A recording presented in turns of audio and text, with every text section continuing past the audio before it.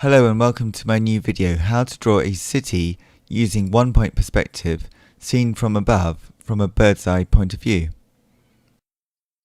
The first step in this drawing is to draw two parallel lines across your page. The buildings are going to be above and below these two lines, and then there's going to be some roads in the middle. Next, I need to draw a rectangle, which will be the top of one of the tall buildings. And all the rectangles that we draw need to be parallel with the sides of the paper. Next, I'll draw a dot somewhere in the center of the page, and that will be my vanishing point. Now I need to find the corners of the rectangle and draw lines towards the vanishing point. So I've got three lines from the edges of the rectangle going right to the vanishing point and stopping there. Next, I'll repeat this process higher up for another top of a building.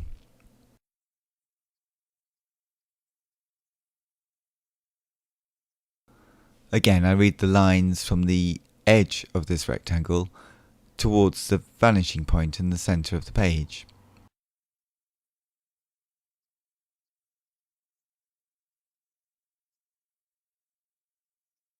Now, to draw a city, I'll need to repeat this quite a lot, so I've got lots of buildings. It depends where you place them, how big they're going to be. So this one here is quite a large rectangle for this drawing, but the foreshortening at the front facade of the building will be quite tight. So these lines come in, but I don't need to think too much, I just draw them to the point.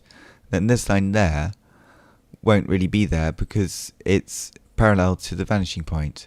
So what I'll do is I'll just draw a little rectangle coming off the main building, and then that'll be like a secondary lower down building, and then that will have a line going to the vanishing point. Next, I'll draw another square or rectangle over here.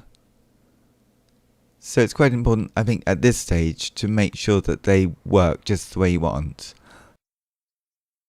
Later on, you can add a lot more buildings in between the spaces of the first ones, but just to get the first ones working around the vanishing point would be really useful. So I'll do another one further back here. Now sometimes if they're away from the vanishing point, if I'd like, I can draw the lines going all the way to the vanishing point and they'll look like taller buildings. So I want a range of heights within this. So I don't need to draw the line actually to the vanishing point, but I sort of read it towards the vanishing point and stop the pencil line before it actually gets there. For this drawing I'm using a 4B pencil and some cartridge paper.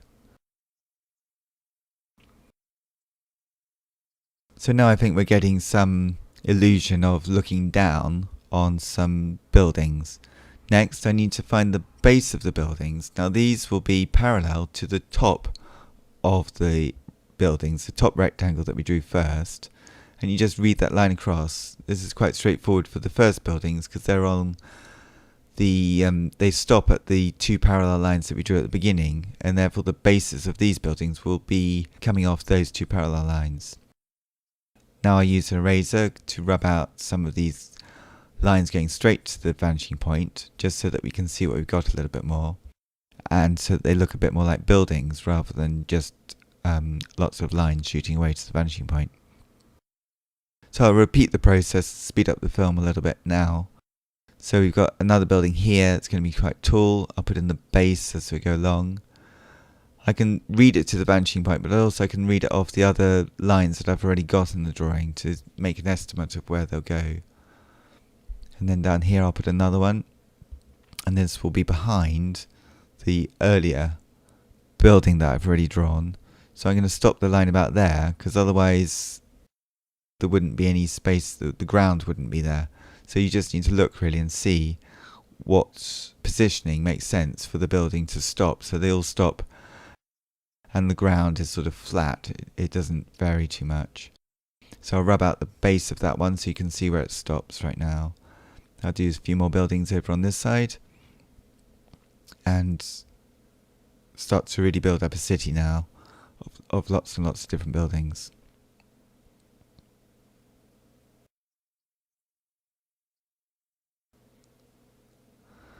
So you can see sometimes when they overlap, it will make the taller building look like it's coming forward if there's a lower building to the side of it, which is behind it. So it's sort of the buildings behind push the buildings in front forwards to create more illusion of space and looking down. Now, all of the rectangles, as I said before, are parallel to the sides of the page and also parallel to each other, so they're all at right angles to each other at all stages. In an older city, obviously there would be lots of different sorts of buildings at different angles, but just for straightforward, simple one-point perspective, you've got all the parallel lines going to the one vanishing point in the centre, just to make it straightforward and also probably to make a more dramatic image at the end. So it's amazing how many buildings you can actually squeeze in, and some of them, they just become small parts of a building because they're hidden by the buildings in front of them. So the process does become faster at this stage, so you can actually just place a few rectangles all in one go and then read the lines across to the vanishing point.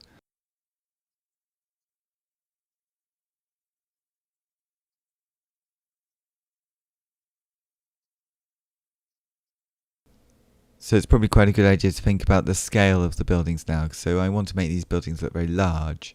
So as I place them in, I'm starting to think about how I will add some context of scale. So I think I'll put some cars into the road that I'll place down the centre of this picture later on, and that will give it some scale.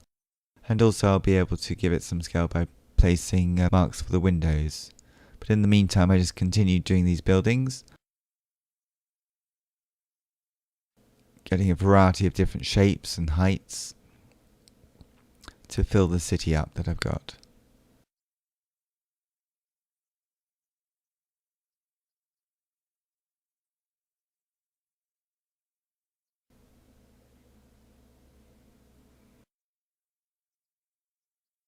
For this video, I keep the drawing still, but probably if I wasn't filming it, I'd turn the page around so I could just get the angle more easily, because it's a drawing which should probably work sort of on its side and upside down just as much as it does this way. And sometimes straight lines are easier to draw if you can turn the page to the angle which is more appropriate for you. Obviously you could use a ruler, I just find it a bit slow to use a ruler. And also if you use a ruler and you get something slightly wrong, it shows up a lot more. Whereas if you're just drawing it freehand, it has a more sort of organic quality. I know they're buildings, but it just has a more organic quality. So I've decided to put some things on top of the buildings because I've got a lot of flat roofs here, which are at the top of the buildings, and we're looking down like a bird's eye view.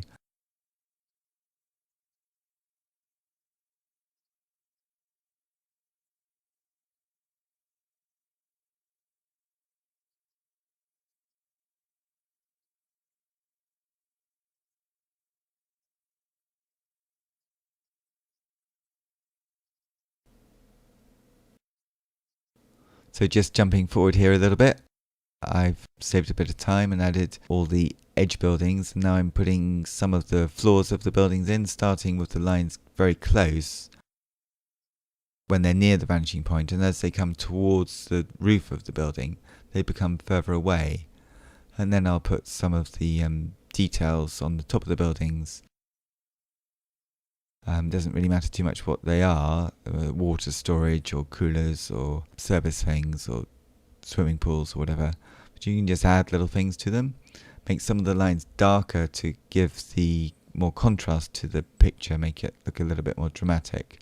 So I just keep going with this again and again and create a view of a city looking down. I raise the vanishing point now because I don't need it, so it sort of vanishes, goes away. And now I'm going to add some roads.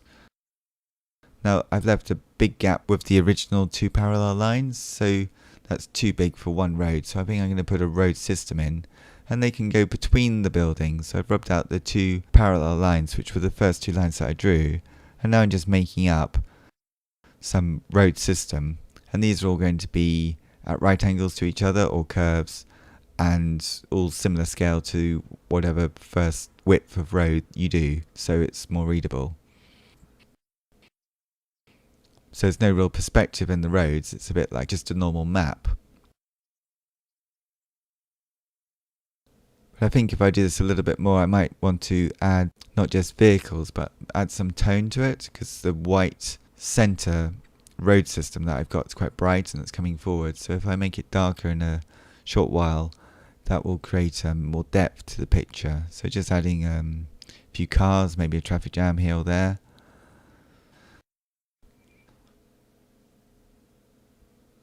Just sort of dotting them around. They're not really cars, they're just sort of splodges of little marks to represent cars. Because of the scale, you don't really need to draw anything too much. So jumping ahead a little bit, I've added a lot more cars, and now I'm making the bases just outside the buildings, like making those bases a bit darker with the 4B pencil.